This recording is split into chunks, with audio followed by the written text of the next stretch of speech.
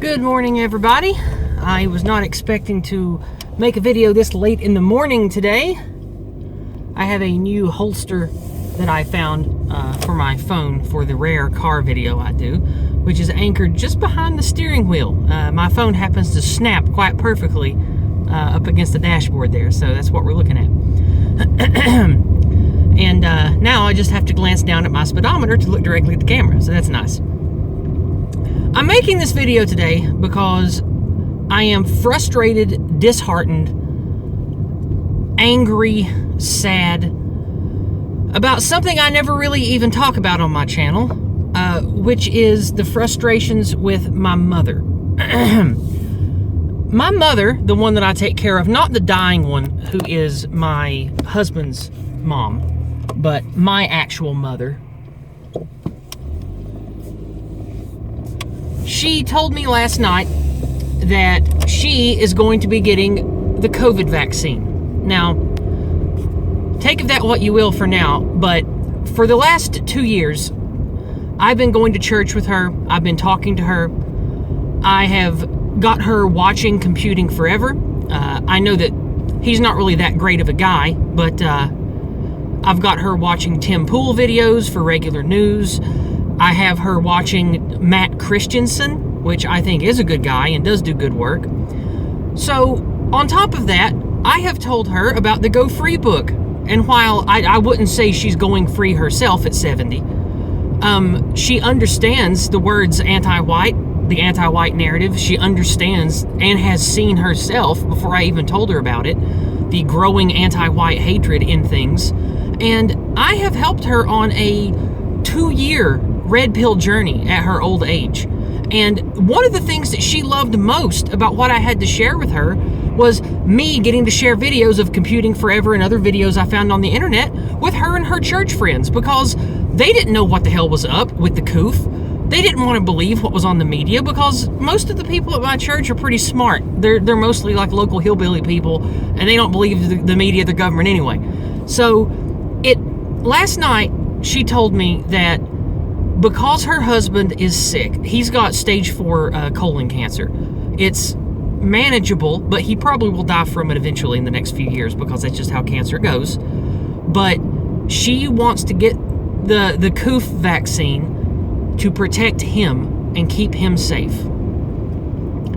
And that regardless of all that she has learned through me and the internet, she says better safe than sorry. And that's what we're fucking up against all the time, isn't it?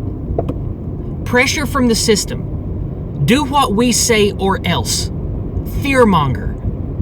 Well, you wouldn't want to care about white folks, would you? We'd be ashamed if something was to happen to that job and that bank account if you were to show too much love to your own kind, huh?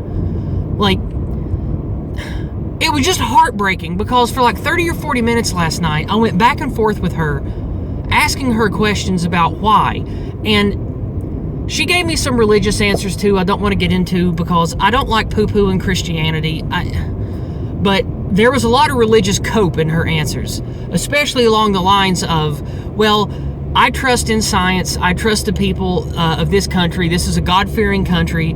I've had other vaccines and they turned out okay. It was just a bunch of mid-wit Christian cope. And for my long conversation with her last night and effectively an argument this morning that took about an hour, this is the reason I didn't make a walking video this morning, I think that it all comes from a place of fear.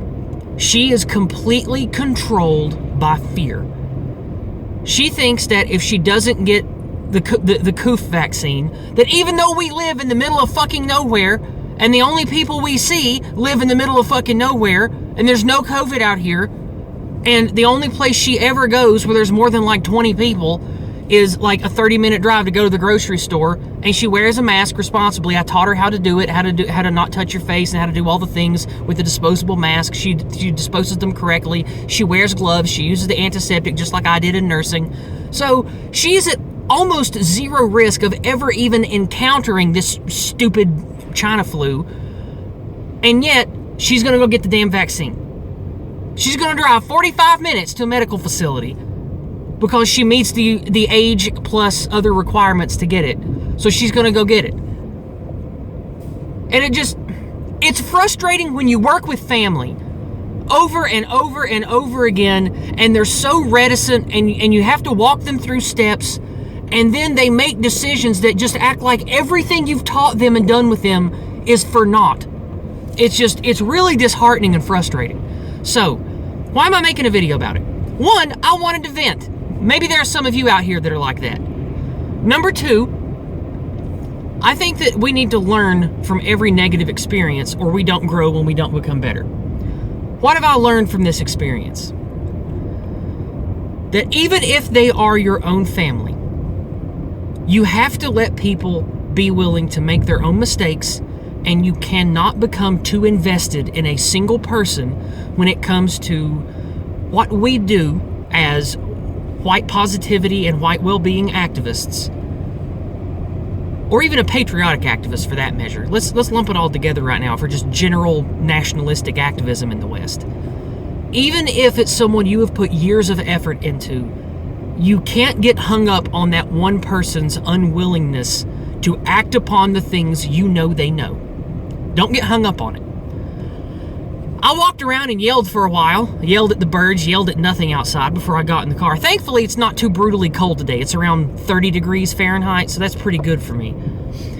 So after walking around and venting for a while in the woods, I came to the car and I decided to make a video to share what I have learned and gleaned from this experience. She's still my mother.